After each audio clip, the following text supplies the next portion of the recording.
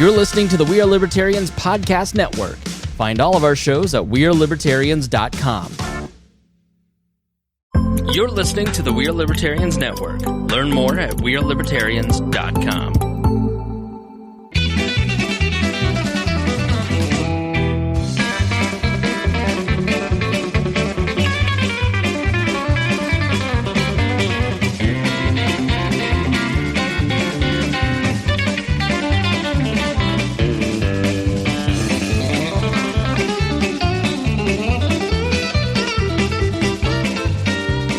Welcome to the Boss Hog of Liberty podcast. This is episode number 405 of St. Joe's favorite podcast. Jeremiah Morrell here, executive video producer, audio engineer, middle school coach to the stars, Mr. Zach Burcham. Good evening. In your Donut 5K shirt. Yeah. Good choice This today. is my first post-COVID race. I like the baby blue color, too. Yeah, this was actually in Carmel, and Jax is everywhere. You should see the amount of Jax stuff you see at various 5Ks around central Indiana. That's awesome. So our show today, we're going to have a couple of elected city officials with us.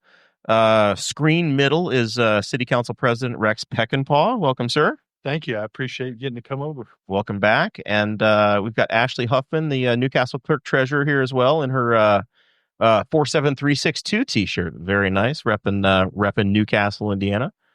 For good reason. Yeah. Hi, everybody. Excited to have you guys here today. Last week we had Brian Nichols and Clay Morgan on, and they were talking about some concerns on the city side. In the interest of equal time and equal opportunity, we've got the incumbents here, and they're gonna share their views and tell us the way things are in the city according to them. Going to be very good conversation. We were all arrived as friends. We're going to leave as friends. We're going to have a good time. We've been friends for a long time. I don't think that's going to change. That's right.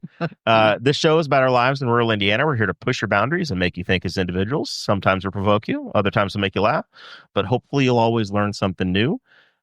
We pushed the boundaries of our guests on the Patreon a few minutes ago. We did some food sampling, and they were all good, very good sports. I think 2 out of the 3 things we tried, they liked. And one, we had one runner. But it's all right. If you want to know what that's all about, patreon.com/Boss Hog of Liberty. That is how this show gets on the air. The folks over there are the lifeblood and the reason why we're able to do this and bring the show to you nearly each and every week.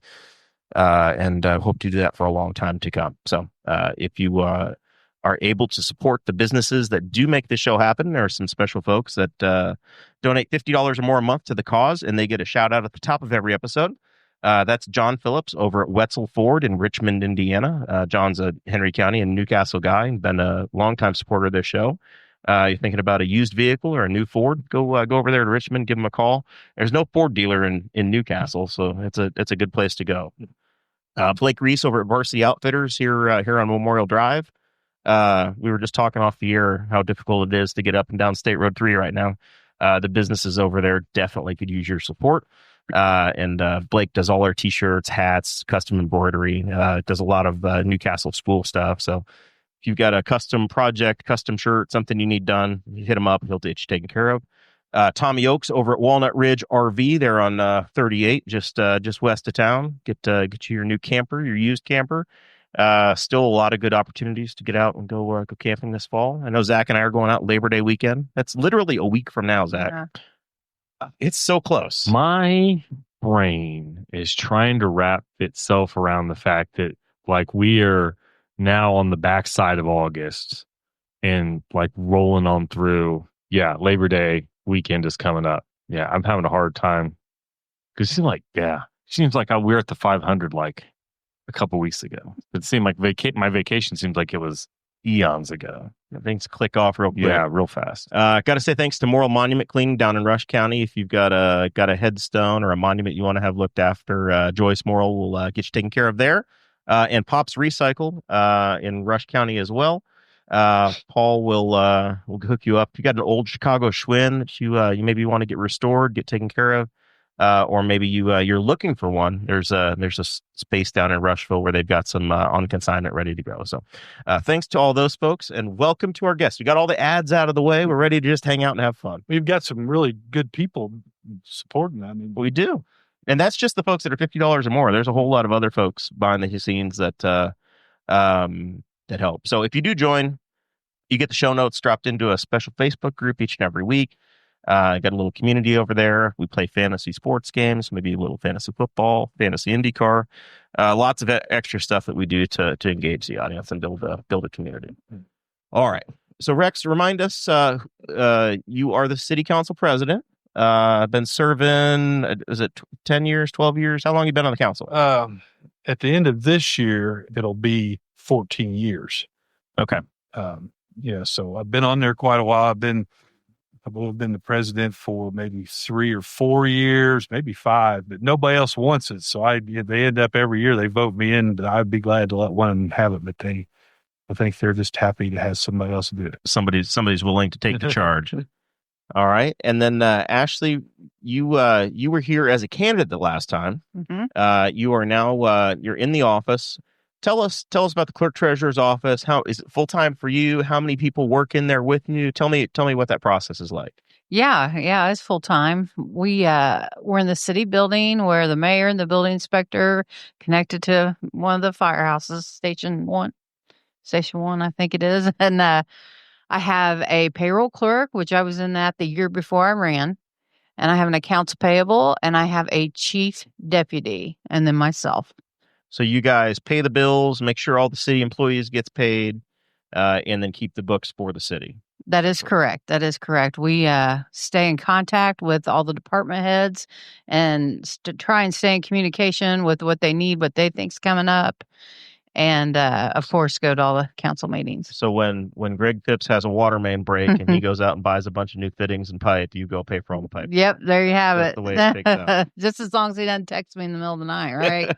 I think Greg will tell you somebody texted him in the end of the night, so he's going to get up and text somebody else too, right? Everybody gets to wake up.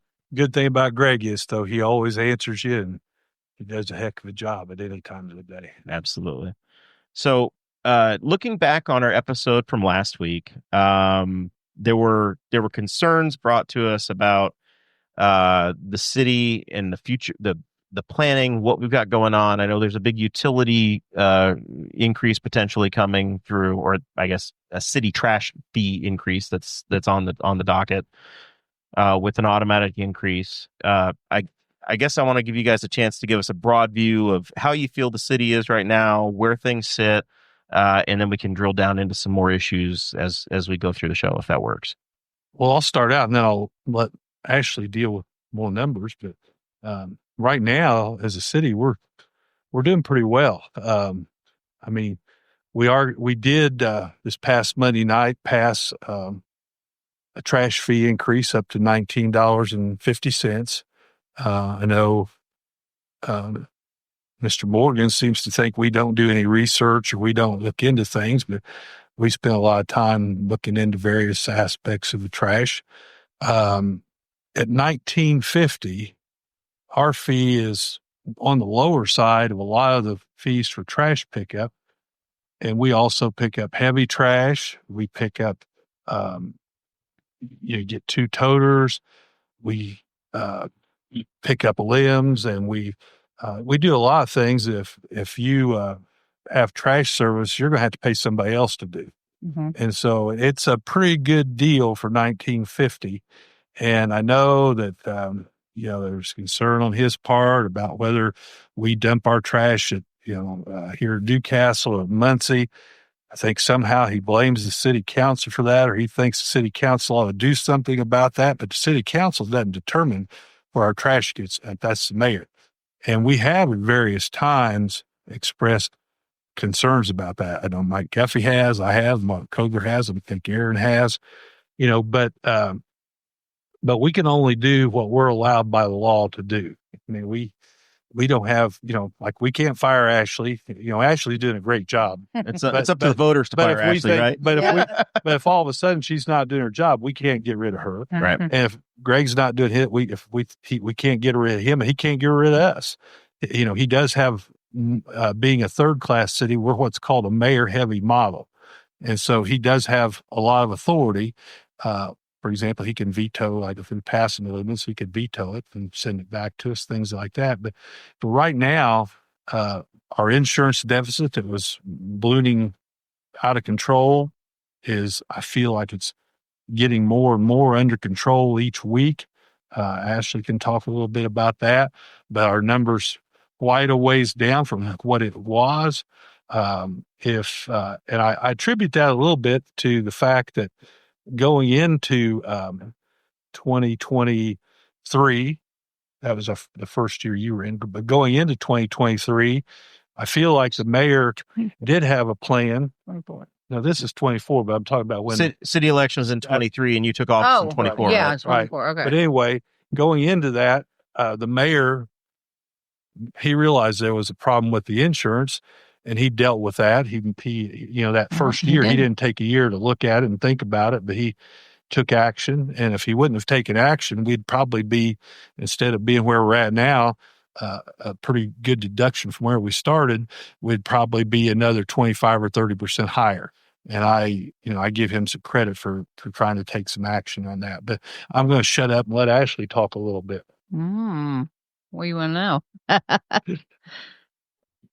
He wants to Fund accounting is completely different than just your normal accounting. Okay. Part of the issue is just sitting down and learning the system, seeing where your money is, making sure your bank is reconciled, making sure that the different departments know where their budgets are and where their money is. So you've got a budget for a department in the year, right? So the council sets a budget, and then the council votes on the budget. The mayor issues a budget, the council approves a budget, and then a budget is adopted. Correct. At that point, you and the department heads say, okay, here's how you're going to administer it, and they've got money they can draw against their budget throughout the year. Well, we try to meet with them before, so we know what they're looking at. We compare it to last year.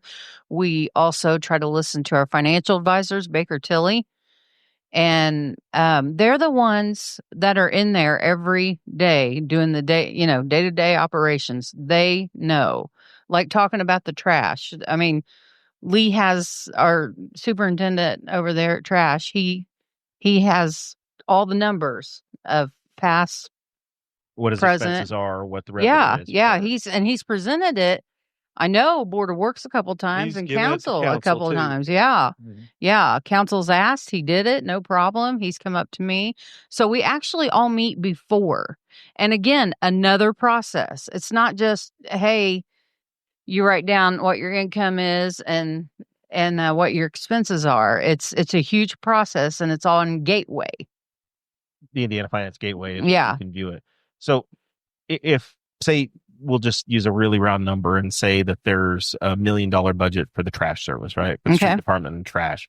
That doesn't mean January 1st, they've got $1 million that they get to spend on January 1st. I assume you're managing cash flow saying, hey, you're bringing in $100,000 a month for this department, so they can't spend more than that right now, or else you've got to find a place for money to come from. Correct. And then we, have to stay in touch with the Department of Local Government and Finance if anything additional does come up. And we call that an additional appropriation. Okay. So. And then the city is getting revenue from a few different places, right? You've got property tax money that comes in. Yes. Does the city see income tax revenue as well from folks? Yeah, local income tax. Public safety, yes. Or do those come in? How often are those payments coming in for you? Are they monthly? They're usually monthly. They're Okay. Usually that is the lit money. Yeah, there's all kinds of property different, taxes are bigger lump sums throughout the year. a couple times a year. Yeah. There's we call it miscellaneous revenues. Baker Tilly also helps with that because I don't know if you remember last year we kind of realized that maybe property taxes were not in that gateway budget. And it's just been a learning process and understanding the system and being aware. So you're a unique person to be able to answer those for us, Ashley, because you're somewhat new in the role. Correct. how different is it from what you expected the day you said, okay, I want to run for this office? Because you had what I considered to be a pretty stinging defeat for township trustee. Absolutely. Right. And thankfully you stayed in the game and said, hey, I want to pursue another office. So a year later you were able to run for clerk-treasurer and you're serving in that role now. Correct. Tell me how different the anticipation or the expectation was versus when you actually got to the seat. How different is the role from what you expected? Oh, so different that I thought I made a mistake. I'm like, what have I done? But we kept moving forward, kept asking questions, kept learning from history, working with financial advisors, letting everybody do their jobs, working as a team. I'm so big on working as a team because I ran the Big Brothers Big Sisters program for 11 years here in town. And I learned more working from a board of directors, getting everybody's opinion and things like that. So you kind of, when I go in there, I knew nothing. It was like a foreign language. We jumped right into an audit, and I learned a lot from that. We're in the middle of an audit right now, and I'm continuing to learn. And Baker Tilly's been fantastic and helping me with, definitions of words. I've gone to tons of training. They call it newly elected officials. And it's so funny because they tell you right off the bat, don't quit, don't quit, don't quit. But it is very, very different. But as things start to click and luckily the good Lord's blessed me with a numbers brain, and my team is fantastic in keeping, like our accounts payable. She'll notice things. Hey, we already paid this, or this doesn't look right, or what are we missing here? And our payroll girl keeping up on everybody's insurance and making sure, when raises happen and things like that. And then my chief deputy just falling right around, making sure everything is done correctly to how State Board of Accounts would want us to do it. Well, I was telling Jeremiah before the meeting that there was a time when we honestly, as a city council, probably the mayor, department heads really didn't know how much money they had because that office maybe wasn't functioning as good as it should have. And now, if I walked in there tomorrow and I had a question, they would either be able to answer it like that, or they would be able to say, wait just a minute. And they would be able to go get the paperwork, get up from their desk, go get the paperwork, get on their computer and say, oh yeah, okay, right here. And that's amazing. I mean, I knew Ashley would work hard and do a good job, but I mean, I don't want to say she's surprised, but she has done an amazing amount of work to go from where she was when she started to now. Well, thanks. So I do want to have a conversation around some of the big issues that we saw in 2024 with the city. And as the 2023 election was happening, Clay Morgan was running for mayor, and he was saying, hey, there's a big financial storm coming. And we heard from most of the folks that were holding office at the time that, no, we're in great shape. We're fine. Everything's really looking good. And then we got to the first quarter of 2024, and the city wound up borrowing a pretty significant amount, it was a few $1 million in money for operating budget. How to help me understand how that decision had to be made and, what that accomplished, and then where we are today compared to where we were on the point where we borrowed that money. Are we trending in the right direction where that's being paid down, or what's the financial trajectory now since we got through that? Well, I'll start. Yeah. We when leading up to the election, because of the information we had, we thought we were in pretty good shape. I mean, we knew we had an insurance deficit. I mean, nobody was trying to hide that, but it's a deficit that in essence we owe ourselves. It's like if you had money in envelopes at home and you had some money for a new car and some money for the gas payment and some money for a new grill and all these envelopes, and all of a sudden something came up and you took money out of this envelope and put it over into this one so you could pay that bill. Well, then somewhere along the line, you got to replenish these other envelopes. But we didn't owe any bank or anybody like that. We owed ourselves, and now we're paying ourselves back. The $1 million we borrowed from stormwater, I don't know how many times, but if you go back in history, it's not unusual for a city, at least Newcastle, it's not, because it's happened quite often, to borrow $1 million from stormwater because at the end of the year, you got to have that paid back or you get in a lot of trouble with the state. But it happens. We paid that back, I think, by the middle of that first year. Yeah. So those are cash flow decisions you're making so that you can pay things right but now. When we started January of 24, we figured out that we just did not have enough cash on hand. Now there was going to be some money coming in, property tax money, et that cetera. we would be able to use, but that money was not there on day one, and actually needed to pay bills on day one. And she got left with, there were bills that should have been paid and really were never paid. And so anyway, I'll let her kind of pick it up from there, but she can tell you about the payment schedule and everything. But I don't think, I think it was just a step that we took to transition us into more solid ground so we could get to where we are now. I mean, please, when you start to talk, tell them, because I'm not sure exactly what month it was. But when Ashley took office, she discovered that our books were not balanced, probably a year and a half to two. I mean, they hadn't been balanced. It's like if you didn't balance your checkbook for 2 years and you just were spending money out of it. And, a lot of people blame Greg, but Greg, he had no ability to make somebody do a better job. Okay. The mayor isn't the clerk, is right. the contention. And so but anyway, as soon as Ashley got in office, they really started working on bringing it up to date. And I believe in March or in April, you guys got it back to where we can tell you how much money we got on a almost daily or weekly basis. Please talk to that. Yeah, we got close, but we wanted to be correct. That was the big thing. Mm-hmm.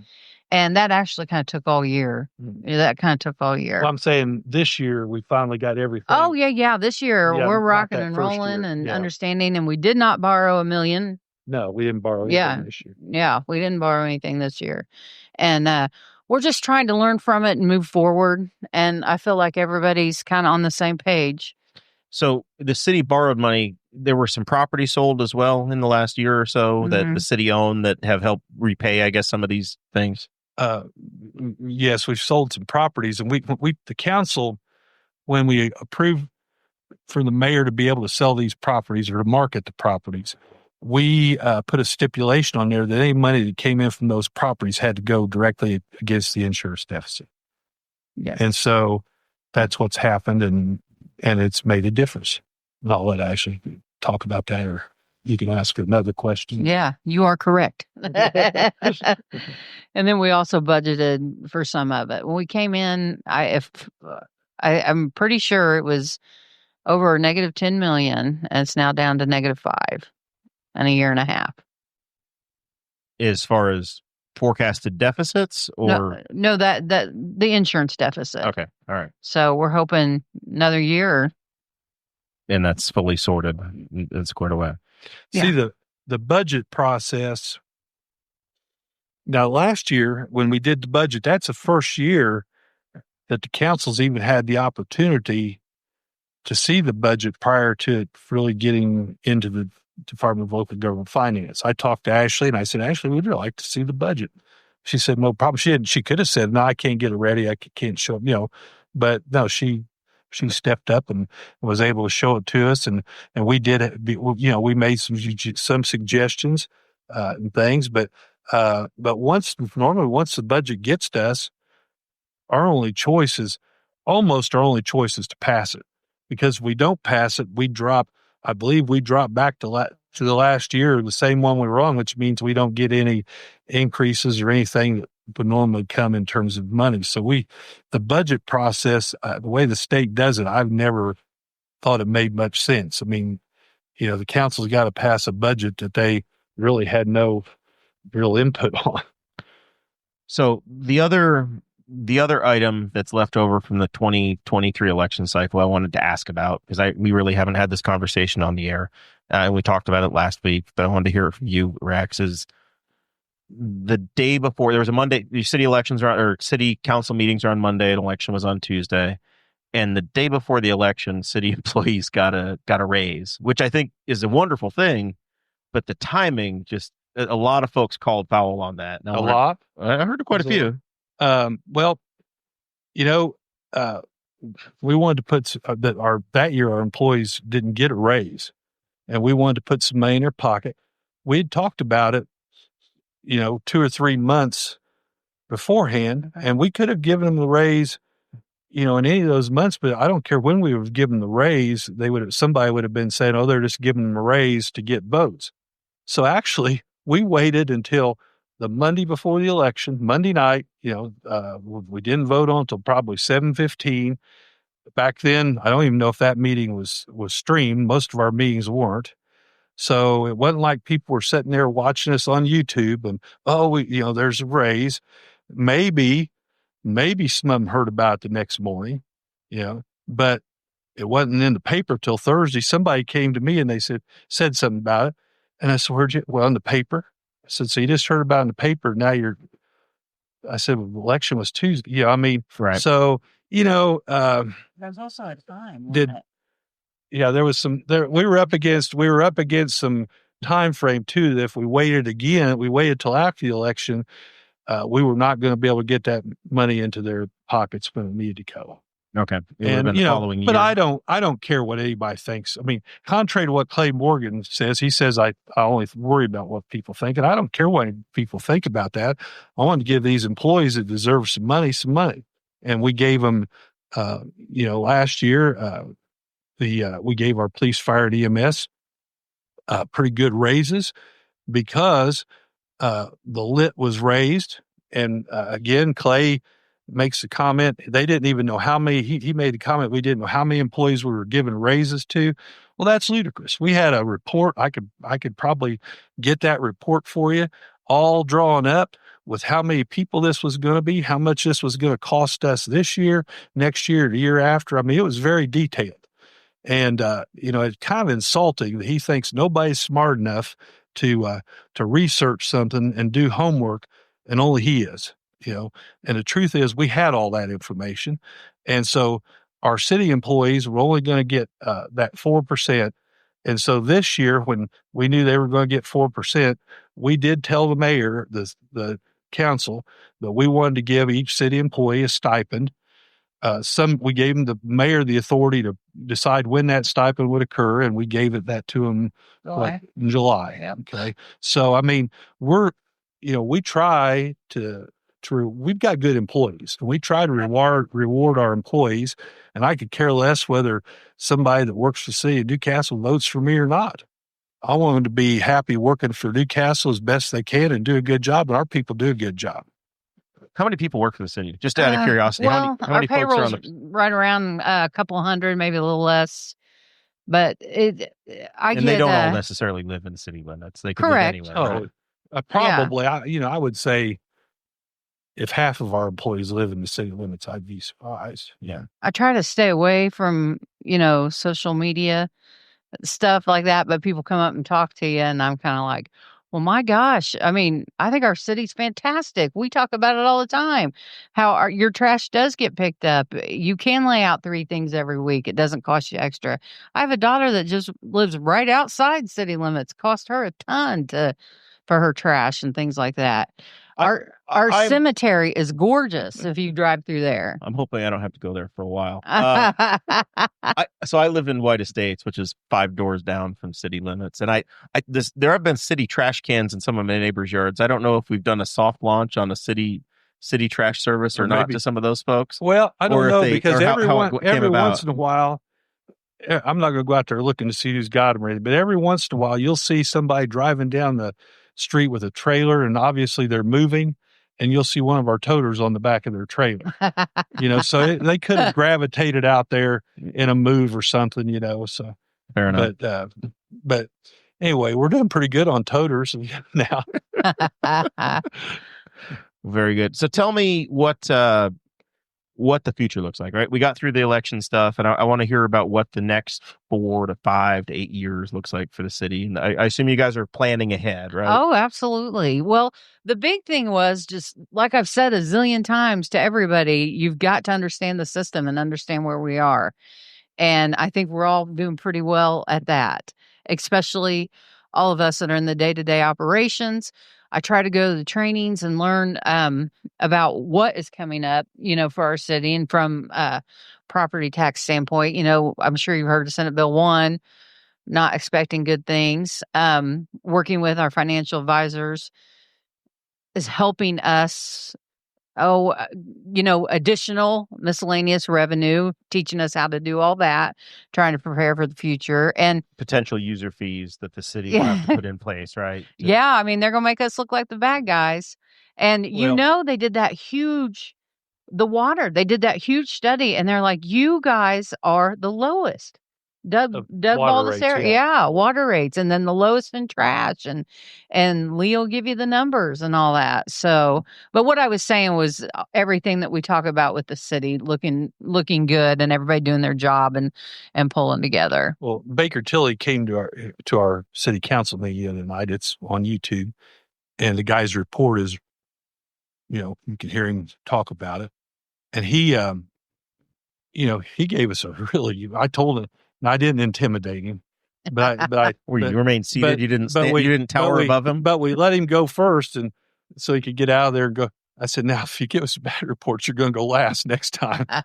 But anyway, he gave us what really was a very good report. The only problem is that come about 28, 29, because of the Senate Bill 1.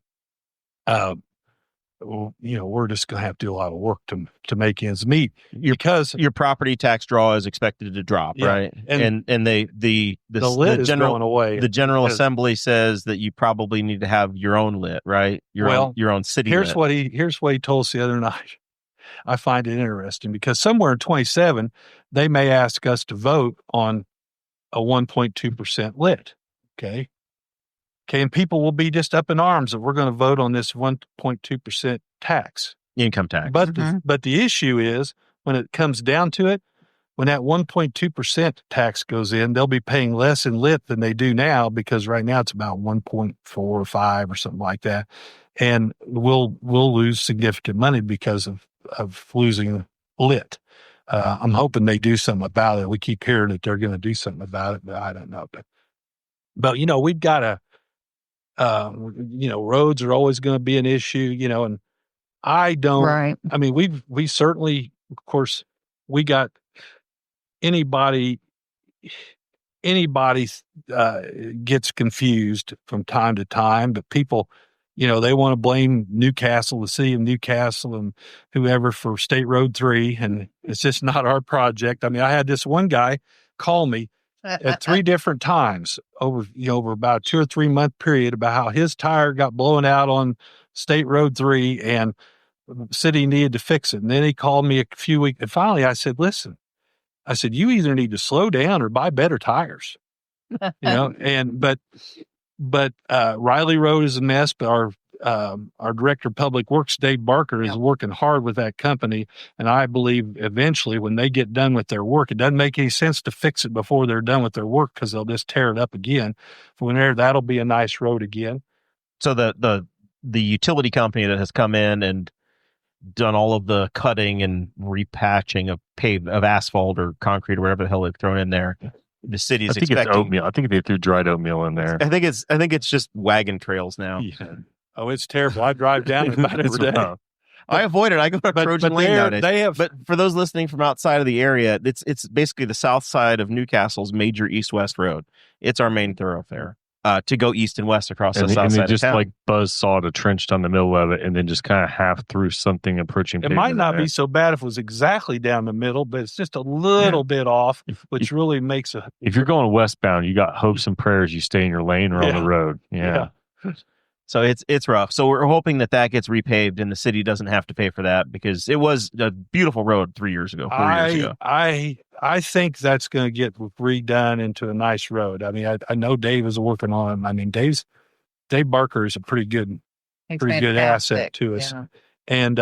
then you've got, of course, you have various issues around town. But overall, I mean, I go to Muncie and I go various places, and our roads can be better, but our roads are not that much worse than a lot of other places you go to. I mean, well, we got to stay on top of it. But I will say, Lee Walker, the street department, if a pothole gets reported, they will do something about it. If they got the proper patch, they'll get it filled. If not, they'll block it off for a little while. But I drove over on Spring Street, and there was this hole there, and I thought, my gosh, if somebody gets in that, they're going to have trouble. So I get on the phone, I call Lee, and I said, Lee, on Spring Street. He goes, yeah, we know about it, and we're sending a crew over there this afternoon. I mean, it's a pretty quick response time, and I don't know, but it doesn't matter. I mean, I'm going to complain about stuff, and people complain about things. So the other thing that we heard last week was that there's a lot of capital investment that's going to be required for water treatment plants and fresh water systems in the city in the future. To me, it sounds like that's going to have to come through grant money to make some of that happen. When a city needs $30 or $50 million to pay for a water treatment plant, you're probably not just going to find that from your local. You need to get federal dollars to come back. We'll need grant money, but prior to last week, I saw a post by Clay basically saying he had talked to somebody that he knew at an engineering firm. Well, an engineering firm is not a firm that does grants; they just do the work. There was all kinds of money out there for water, and I saw that, and I thought, huh. And I thought back about 3 or 4 years ago, when Biden was still in office, the director of USDA was at a meeting, and he said, there's all kinds of money for water. I'm thinking, oh, God, this is what water and sewer. I said, this is what we need. So I go up and talk to him. Where you live, Newcastle. Oh, you guys don't qualify because you're not rural. Okay, so I figured initially I'm thinking Clay's talking about that. Well, I call our grant writer, Mike Kleinpeter, and I said, Mike, what's going on here? Is this available? Why didn't we apply? Because it was available. But to apply, you had to do a study.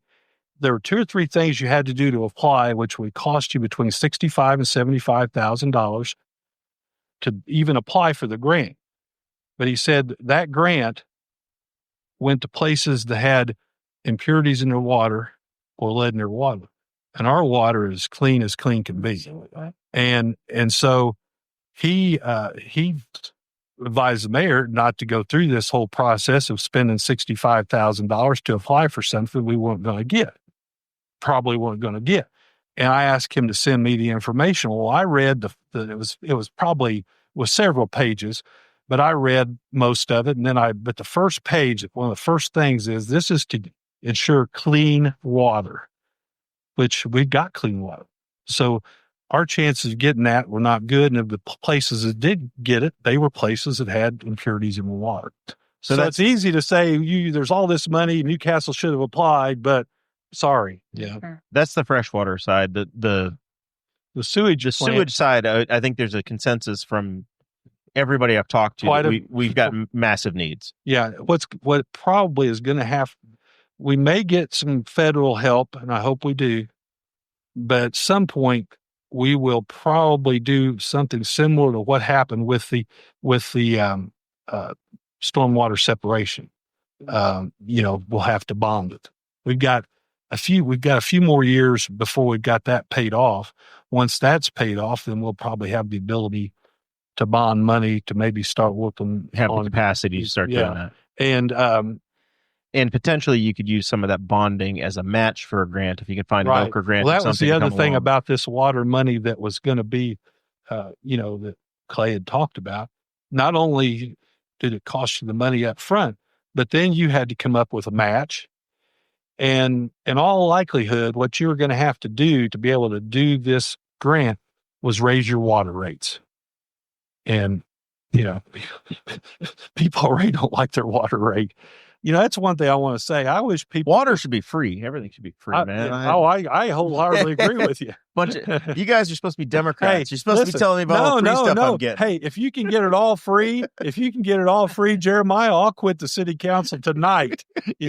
But I told somebody the water's cheap. It's the wastewater that gets you. Yeah, and that's because of the stormwater separation. I can vouch. I bought 54 units of water last month because Jeremiah left his hose on for 5 days. I flushed all of the lines of the city for y'all. I did a service.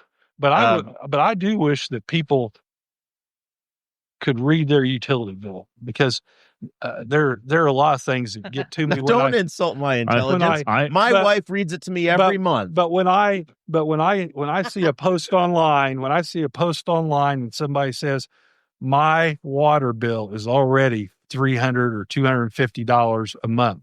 Well, it's not their water bill; it's their water, and their sewage, and their trash, and it's all their city services. I had a lady call me, and she said her water bill was $200 and some a month. I said, "Do you have a pool?" So I was thinking of you, and she said, "No." And anyway, I'm thinking that can't be right. And she said, "It's right. It's water."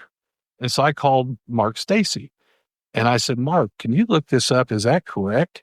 He said, "Well, it says she does. I'm sending a truck out by there to look at her meter to see if for meters." And she must have had a lot of people taking showers and stuff or something, because she was using a whole bunch of water. The city didn't called have me. A leak. That's impressive. That is impressive. As soon as they discovered my issue, the city called me on the Friday morning and said, "You had a hell of a leak." And I said, I have chewed the guy out that did it. Trust me, he will not do that again. He has learned his lesson.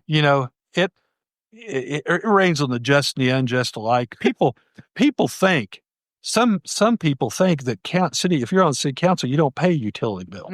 I mean, I wish it would be a hot commodity job if that was the case. I think they really think you're getting a cut of it. Yeah, But anyway, you don't get a 10% discount code for just a discount code trash when you at checkout. When we moved off of 19th Street to Linden Drive, and not long after that, that's when Bonnie passed. And so I was not too with it for 2 or 3 months. Some people from my church went over to the 19th Street house. They said, "We're going to go clean that house for you so you can sell it."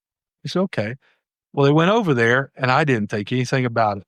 But I had a toilet that when you flushed it, it ran unless you shook the handle. Well, somebody used the bathroom. It sat there for a month. No good deed goes unpunished. I get a call from somebody at the water office. "We think you've got a leak." And I went over there, and they started looking. There was no leak. And I said, "Wait a minute." I go in, and there's that toilet running. $825 water bill that month, and I paid every dime of it. That's incredible. Mine was 54 units, but thankfully it was in the summer, so they had the summer meter watering, whatever. A little help. So I paid. The water's cheap, the sewer is expensive, right? If that had gone down the sewer, I would have been bankrupt. But thankfully it was a few $100 and we're good. So, and I helped the city out by flushing a bunch of stuff out of the lines. Thank you. All right. So the other big city topic I wanted to talk about is EMS. And there's been this conversation around Newcastle has an ambulance service that's like a Cadillac plan of you will not get a bill. If you live here, you get an emergency ambulance trip to the hospital, you're not getting billed for it. It's not going to cost you. And there's been this discussion of, do we copy what other communities have done and say, hey, we're going to have bills go out to people. Where we do what they call balance billing, right? Yes. So it costs $2,000 to run the ambulance. Your insurance company says, hey, I'm only paying you $500. So they will send a bill to you for $1,500 to pick up the rest of it. And my understanding is that we, as the council, has been hesitant to move forward with that. Last year, I can't remember what month, but we had a fellow come from the billing, the people that do the billing for EMS, and he talked to us about balance billing. And at that point in time, he more or less told us that would only bring in between $40,000 and $50,000 more dollars a year, because it wouldn't be like you would get a bill for if it was $2,000 and the only insurance only covered $5, wasn't like he'd get a bill for that whole amount. But he explained it all, and the council didn't feel comfortable with it simply because, most people perceive the ambulance as being free. Yeah, but that was brought up again Monday night, and I got a feeling we will move towards having balanced billing, even if it's $40,000 or $50,000. It's $450,000 we don't have, and we can use. But the EMS, just like in the last couple of years started getting money from the county, which maybe we should have been getting all for years, but that doesn't matter. But we've started getting money from the county, which is going to help us. And then I know that there's 2 or 3 people that are all upset. They get all upset about the fact that 6 people, they didn't get laid off. I mean, they found jobs, I think, that were just about as good as the one they had, but it's an EMT somewhere else. But 6 people were going to be laid off. Now, I was upset 6 people were going to be laid off, but I was more upset with why is it have we had these 6 people working there for all this time when we didn't need them? Because 6 people making what an EMT does and benefits, we would eat up our deficit in the EMS in no time at all. So I think those guys are doing better. Ashley can talk about that. I've done a lot of talking. Why don't you talk for a while? But anyway, they're doing a good job now of trying to get things absolutely back on track. Go ahead. They are. Brian and Justin, our chief and our assistant chief, we've been working a lot together to try and figure out exactly where things are with EMS.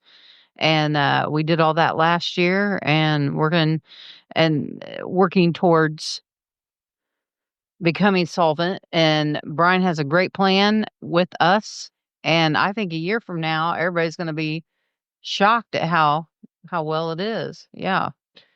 So you talked about that and kind of just drill down a little bit, Rex. You say, hey, EMS discovered they probably could live without 6 people that they had. How does the department get to the number of folks they have that they say, hey, this is how many people I need? And do they reevaluate that from time to time and say, hey, you know what? I could use 3 more firefighters, but maybe I don't need so many people in this other department? Or how does that balancing happen? And is that a regular thing, or is it just this is the way it's always been? Well, I'll be the first person to tell you I don't know it all. Right. Even though I might give that impression sometime. But as I understand it, a previous chief, not doing anything wrong, but a previous chief, there's 2 or 3 different schedules that EMS departments around the country use. He decided that the schedule they had been on was a better schedule, which meant they worked less. And so he had a bigger department to cover all the hours. And then Brian figured out, well, we don't need all these people with all this downtime. One of the problems, and tell me if you can speak to this, but one of the problems was that we had guys that were getting all kinds of extra days. And then, all of a sudden they were able to take all this day off. And then because they're taking this day off, we had to bring in somebody to cover. And it just was not, cause it's going to a deficit. I think it had to do with the way they were scheduling. The way they were scheduling, they had the right amount of people at the time, but they discovered that they could work with less on a different schedule. Have folks work more hours, essentially, to cover it all. I think it's 48. Not necessarily more, but just the way the hours are situated. And maybe sometime you ought to have Brian come on. I mean, he's... Yeah, that's one thing. I missed a bunch of council meetings over the summer. I'm a regular attendee, but I know it disappoints me. Cross country, for a while there, I had better attendance than some of the other people that were being paid to be there. But maybe they need a little lottery and they'll pay the attendees. You get better attendance if you have everybody puts a little money in the pool. No joke. There was one person I forgot they were there. It's like the Elks Club lottery. Yeah. You get your number drawn and you get to win. The EMS thing was interesting because it was one of those things where I think they're up there. Brian was up there twice. I'll be honest, I feel bad for the guy. He's got up there twice. He said, this is all things we're trying to do. And it's not anybody that's in this room, but somebody in the room likes to go at him about what they're getting paid and the scheduling thing. The issue I have is he says, and it's Councilman Koger. He probably isn't. It's on YouTube. Look it up. He doesn't like the fact that they get paid similar to fire and policemen after like passing a test and becoming a paramedic, as opposed to having put in years. I kind of think that they're a different job than everybody else. I don't really care. And that the money they're making apparently isn't that great. I'm not saying they're underpaid. If 6 of them found a job like that somewhere else doing the same job, then the pay is not fantastic, because if it was fantastic, then they would be like, I'm staying here, I'm getting paid, I'll let the low guy get taken out. I knew the one thing that earlier on that seemed to come into play is, I don't know if they had any controls over going from an EMT to a paramedic. They just like passed a test and got a raise. And I'm not sure if there were any internal controls that said, only so many of you guys can actually do this. And I kind of wonder, Clay's thing about we don't know how many people or what came out of that talk, because it kind of came out of, well, how many is the normal composition of an EMT service to have paramedics to EMTs? And I don't think anybody knew that. Be a good question to ask at some point. I think Brian has went over that before at one of our meetings. Yeah. It's like, it does seem to be a weird thing where you can take a test and get a raise at a job. But if I was in a car accident and I was hurt, I want the most qualified person I can get, and I don't want to hold anybody back. Like, this guy doesn't know this because they didn't want there was no more slots for him to take the test or whatever. So, but I did find it weird that EMS was being talked to like they need to make money. And I'm not saying they don't need to make money, but police doesn't make money, fire doesn't make money, and EMS is in this pigeonhole where they need to make money because they can bill insurance. But the budget billing thing, it sounded like you guys still don't want to budget, or you don't want to bill people that are in Henry County. You'll bill out of town people. That's where the bounce billing will go. Yeah, basically the collection. Nobody in Henry County will get a letter from collections saying you haven't paid your bill. They won't pursue it. They won't they won't pursue it. But I'm definitely willing to vote for that. But we need to look at it hard. I think there ought to be some kind of a flat fee if the ambulance goes out. The problem we have isn't that people. The problem we have is some people abuse the ambulance. I was going to say there should be. I'm 100% on board with. You've called the ambulance for like 6 headaches. Yeah, there's people that call it. They're frequent flyers. Let's just say that. Yeah. You also don't want somebody going, damn it, I don't want to pay an ambulance bill. I'm just going to sit here. Yeah. I think I'm okay. I think it's indigestion, right? We also send fire trucks. Right. Almost every time as well. Most of our firemen are all, I believe, at least EMTs. That was Mr. Koger. He was upset. He feels like the fire and the EMS groups should be merged like they are in some communities. And Shelbyville's a similar city to us, and they're the same department over there. And I'm not saying that's good or bad, because I think it would take a lot of studying to determine if that's good for us. And it might not be good for us. But I agree with you. EMS, we don't really care if EMS makes money. Yeah. If they did make money, all it would mean is that they would have money on hand to buy an ambulance or to they do put towards equipment, training, right. et cetera, et cetera. But no, we don't want them to be a money making entity. We can't take that money goes into their non-reverting fund. And it's like a lot of people don't understand also that certain money can only be used for certain things. Their revenue stays in there. Right. If it's an EMS reverting fund, if they had $20 million in there right now, we can say, let's take $5 million and get rid of this insurance deficit. It'd be nice. I mean, we've got money in sewer and different places like that. We got enough money. We can borrow $1 million and pay it back. But you can only raid the sewer piggy bank. You can't raid the EMS piggy bank. That one's protected by statute. Yes, but even so, a sewer we gotta pay it back. Right. But it's just I think they're going to get it leveled out and we'll be in good shape. And we may do the balance billing, and somebody in outside of Henry County may get a bill, but it's not like the county's in. I think it was like for $500,000, which is like an appropriate percentage of the budget for what the number calls. Right, it's about 40%. It's 500 and I think it was 575 or 590. Some that he said was, but anyway, I think it's 40% of their budget, because they make about 40% of the calls. They do about 40% of the calls. So I mean, our guys, our police, our fire, our EMS, they do a tremendous job. I mean, one of the things we wanted to do when the lit tax was raised, that gave us the money to be able to give our police and our firemen or EMS raises. And what that did, it brought our guys up high enough that we're not a farm system for Noblesville and Greenfield and everybody else. Like there for a while, if we got a guy through, when we take a policeman into the Newcastle police force and we send them to the we're going to have about $35,000 or $40,000 in that officer before they ever really become an official policeman. And as soon as they get done with that, all of a sudden, if they're real desirable to go over. Right. Work Greenfield Fishers, they can ask, they can give them money and go over there. And now we got to do it all over again. So it actually made financial sense for us to give these good raises, because if we were losing 5 or 6 officers a year, we're going to be out a chunk of change and every state year. Police pay scales. It went way up. Ashley, when that happens, where does that money come from? So as an example, that's not a normal payroll item. So when It came from the police chief says, "Hey, I got 2 new officers that started this year. We need to pay for them to go to the training academy." Where does that money come from? Is that an additional expenditure? Is that budgeted? Or the department in their budget says, "Hey, we expect to do this in a year."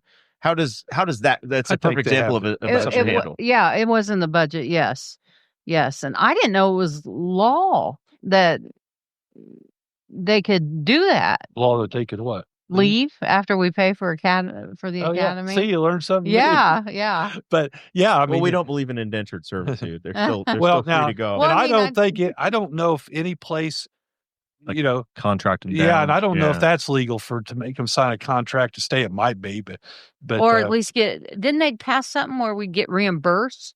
Have you heard that? Not that I'm aware of. No, I don't think so. I'm on the merit board for the Henry County Sheriff's Department. No, I mean like the state.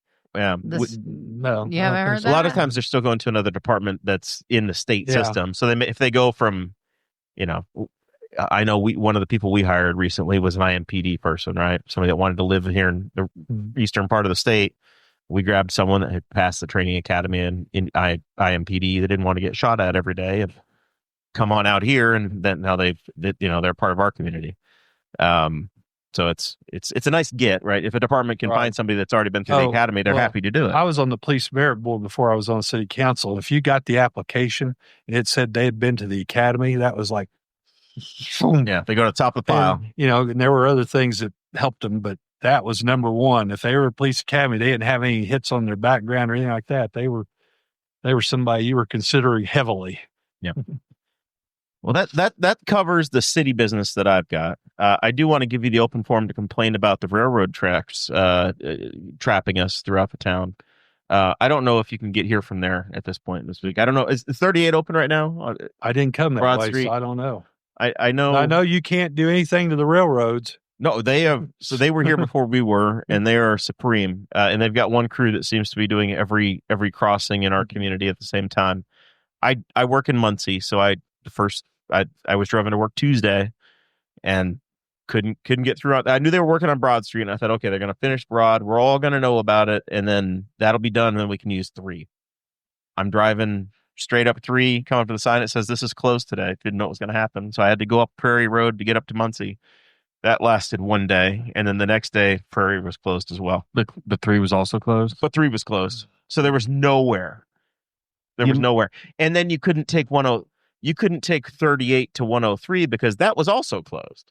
So literally you had to go like through city streets to go under the viaduct, which very few folks know about. Which, by the way, is going through a city neighborhood. Which, by the way, also wildly dangerous. John Madison says that Broad Street is open now. It's finally open. Because I just heard a story about the viaduct that they just accidentally, they're supposed to have flagmen under the viaduct because they're laying new track. So they're giving them the machine, it's pulling up, they're replacing railroad ties.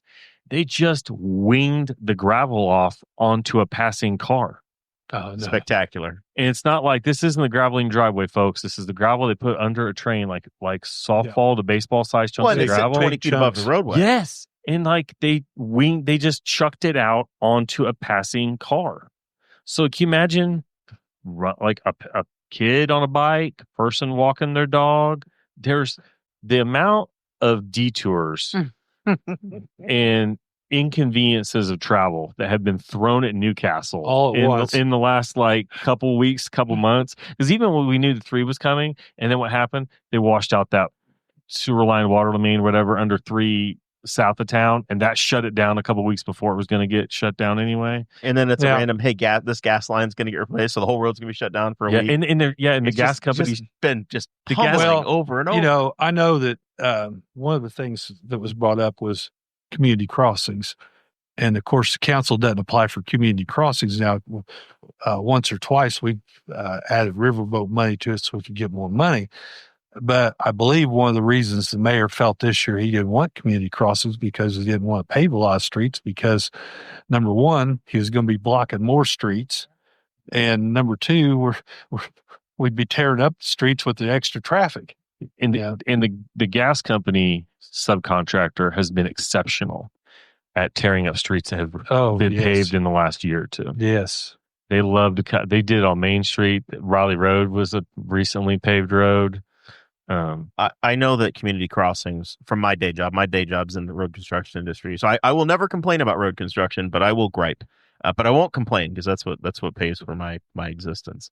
Community crossings has got a big change coming. Yeah. And it's now going to be a little bit more competitive and it's based upon your lane miles. And I know that you want to be applying for it as early as you can because that fund is going to get diluted. So for anybody that's in a municipal government or a county government, you need to be applying as early and as often as you can now as the program has changed because your piece of the pie will shrink if you're not in the game. Well, I know we're aware of that because Lee Walker came to the council and wanted us to make sure that in our council minutes, it said that we had accepted the streets in Northfield Park into the city. Yep. To get your lane miles. We could add a few more lane miles. Exactly. And we're going to add some out out on Washington Street. Get some more developments that are coming in, right? That's pretty good. All right. Can I make a comment? You're here. This is your show. Yes. Tonight. Can I make 2 comments? Okay. You could make 3. Again, I Keep told you I going. try to stay out Don't of the let me drama. hog the show. If you have a financial question, right here, I'm your girl. Ask me. I'm shocked at I heard this and I heard this, and I'm like, no, that's not. So you can ask me. Call, text me, send me an email. You can ask me. I think Lee Walker approached me after the city council meeting and told me that they have approached the landfill about making some accommodations for them to return to Henry County with our trash. Keep our trash at home. They said that all buttons. He said our trash at home. He said they want a concrete pad that they can back up to that doesn't flatten any tires. Right. Dump the trash, and then the employees there can take it and put it where they need to and handle it like it's a transfer station instead of driving all the way out. And they've to been the pile. told no. So, and he also told me that the difference that Clay quoted in terms of how much more they spent is not as bad as he said it is. I think Aaron had some information. Aaron Dickin has his little minute. Gosh, I should know the name of it. But anyway, Aaron's got a little. The Aaron Cast. Yeah, Aaron Cast we'll call it. But anyway, in that he talked about that very same thing, the cost of it, and that's because Lee is the guy to talk to you about that. But we need some infographics. Yeah. Our department heads are really good, and they're pretty proactive at trying to, save money everywhere they can. Save money and get things done ahead of time. I mean, our police chief, he does his best to. He needed a couple of canine kennels that go in the cars. Well, he's found one on sale, and he found the sheriff's department has one they're not going to use, and so he's getting them at really a deep discount. But they try to do that; they just don't waste the money. And I know, I hear Clay say, "Well, there's frivolous spending." And he's been saying that for several months, but I never hear him come out and say, "This is frivolous spending." Tell me something that's frivolous spending. Don't just keep saying it. And I know myself, there's 1 or 2 people that always say, well, you people are unapproached, nobody can get a hold of you. Well, I've got 2 emails. I got a Facebook with Messenger. I got Instagram, and I got a cell phone number that is Are you easy to get. you on the TikTok and the LinkedIn too, or no? I only dance on TikTok. But anyway, in almost 14 years I've been on council, and actually we can go back for 40 years that I taught. I never failed once to return somebody's phone call or email. Not once. Now, if somebody can tell me that I'm wrong, I'll say, well, I'm sorry, I missed yours, but I don't think I've ever missed it. Just let them know they were in the queue. They were getting back to it tomorrow. Mhm. But you know, I mean, I communicate, and it kind of was insulting because Clay used the term placeholders a lot in talking, I think, about the city council. Well, yeah, we've got one or two people that do miss some meetings, and that's their thing. They got to deal with that. But our city council is very active and works pretty good at it. There's been 2 or 3 things just in the last week where we could go out and look at something. Somebody wanted us to see something, or somebody had an issue that really I felt like I needed to go out and look at. And I bet we had 5 of the 7 council members, not always the same 5, that looked at each of those 3 things, that drove out there, got out of their vehicle, walked some property with somebody. I mean, so I think the people of Newcastle are represented fairly well. And I think that they can call and ask me anything. I mean, I may be kind of big and bald and look mean, but I'm not very mean, and I'm kind of old and slow too. I mean, it'd be hard for me to catch anybody, but I'm more than happy to help anybody. And Ashley, my gosh, her office is, they're just tremendous.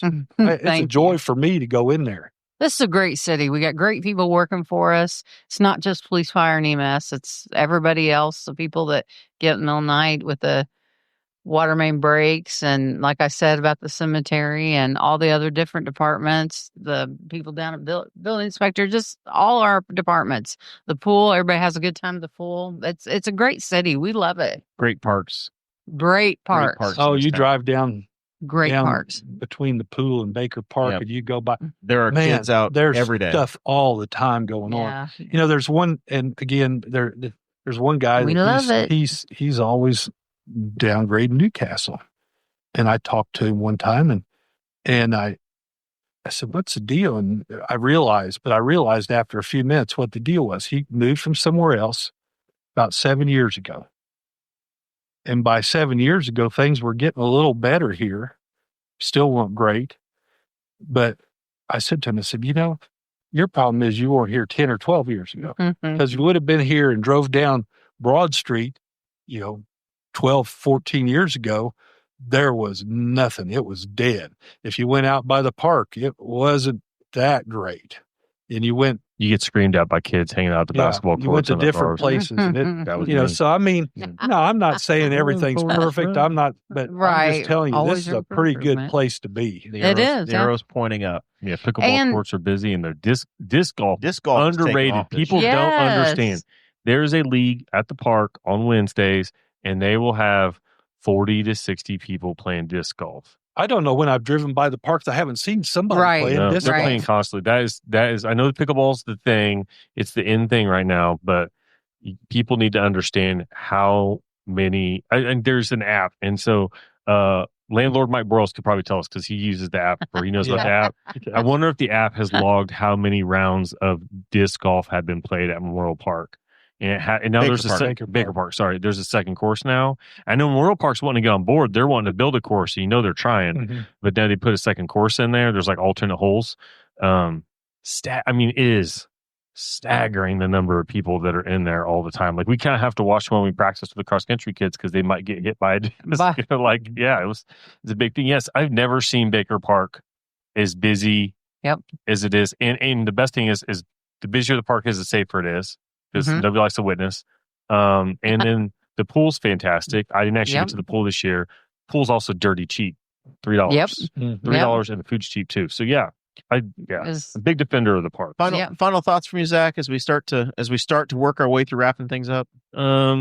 I'll just reaffirm that. The parks are fantastic, and that was one of my beefs with the last election. Is there was a group of people that tried to act like they were like gang riddled. I'm like, unless you're talking about the gangs of disc golf players, I don't know what you're talking about. Are they called frisbees? I call them frisbees. It's disc golf. Frisbee is a brand. It's like Kleenex. Oh, and you're okay. Disc golf. Hey, and I did have a comment about Tommy. Okay. Walnut Ridge. Yeah. Excellent guy. When I did do Big Brothers Big Sisters, he helped me with my big fundraiser every year. I will always be loyal to that guy. He's a great guy.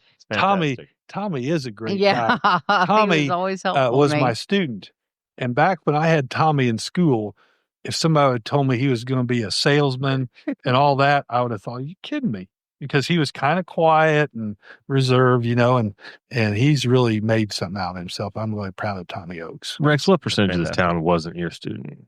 Once in a while I find one. I never was. You weren't, but I was a Mr. Hunt.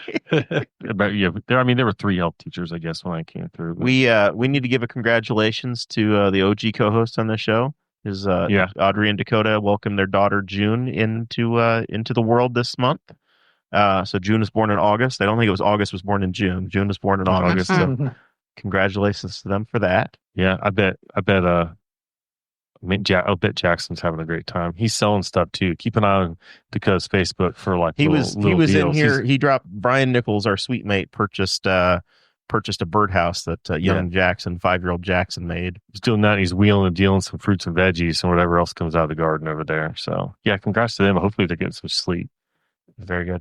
Ashley, is there anything we forgot? Thank you for being here. We appreciate it. We're glad Thanks to have for you. having us. No, I'm just very excited for the future, and I think the city and our employees just rock it. Ready to declare your intention to run for re-election yet? Yeah, I'm running for re-election. You're back in. You're fully invested. Absolutely. I was going to say, her losing in that trustees race was a godsend to Newcastle, honestly. Yeah. Thank you. It did hurt, but thank you. Yeah, maybe you're where you were meant to be. Exactly. Right? Exactly. All right, Rex, thanks for being here. Is there anything we left out? Anything we left undone? Oh, I got a few things, but I'm not going to worry about that right now. I mean, I just always I enjoy coming up here and seeing you guys. Of course, having known you since you were a little guy, young guy, and everything, but I just enjoy coming up and interacting, and it's just nice. I'm happy to have people hear what I got to say, and then if they got a question, they can ask me. I don't get much into the Facebook conversation because you're dealing with people. Some of them are behind a name that isn't their name, and sometimes those conversations can turn unproductive in a hurry. Right. So I don't know that that's worth doing. But if somebody's got a question, they can call me or whatever. They can get a hold of me. I'm out all the time. I'm at farmers market almost every Saturday in different places, and they can walk up to me, Kroger, Walmart, wherever. I was pumping gas the other day, and a car pulls up, and I recognize the guy. I went to school with. He says, I want to thank you for helping my granddaughter with vacating an Allen. I said, "Oh, is that your granddaughter?" But person can stop me anytime, anywhere, and I'll talk to them. Very good. You're not ready to declare any intention to run for an office in the future, are you? No, I know. I get asked I get asked anytime I'm out. I get asked if I'm going to run for mayor. That's 2 years and 3 or 4 months away, and I'll think about that. I like being on the council. I think I get stuff done on the council, but I'll consider it. I mean, I have people tell me they think I'd be good at it, and maybe I would. I sure would try my hardest, and I wouldn't quit the people of Newcastle, and I think all of them know I'd stand up for them. Very good. We appreciate you both being here. A couple of final thoughts on my side. I wanted to give a congratulations to Jim and Patty Wenning. Jim's son, Mark, has been a guest on this show. He was honored with the 2025 River Friendly Farmer Award. So congrats to them. They're down in the Strawn, New Lisbon area, part of the world. That's where their farm's at. And Bones co-host, Rushville co-host Bones Harcourt. He's not here this week because he just couldn't do any more politics for a week. He needed a break, which I fully understand. I get it. But he wanted to remind everybody that the Rushville Amphitheater, they've got their summer concert series. They do a great job. They're free. You show up, bring your lawn chair, and they've got an Allman Brothers band out there on Saturday night. So go check that out. They've And got food tomorrow trucks. night they've got Play at the Plaza, and I think it's like it can be for kids and adults, but they've got a lot of things going on, cornhole tournaments and different stuff that Main Street's doing, and that'd be a nice thing for people. Fantastic. Lots of opportunities, lots of low cost or inexpensive events going on. Next show for us, because of the Labor Day holiday and cross country running Zach all over the world, we're not going to be here next week. That's okay. We will be back on Wednesday, September 3rd. We're going to squeeze a show in between cross country and fantasy football drafts. So we're going to make it happen. We'll be here Wednesday, September 3rd. Happy Labor Day, everybody. And we appreciate our guests. Thank you Thank so much. you.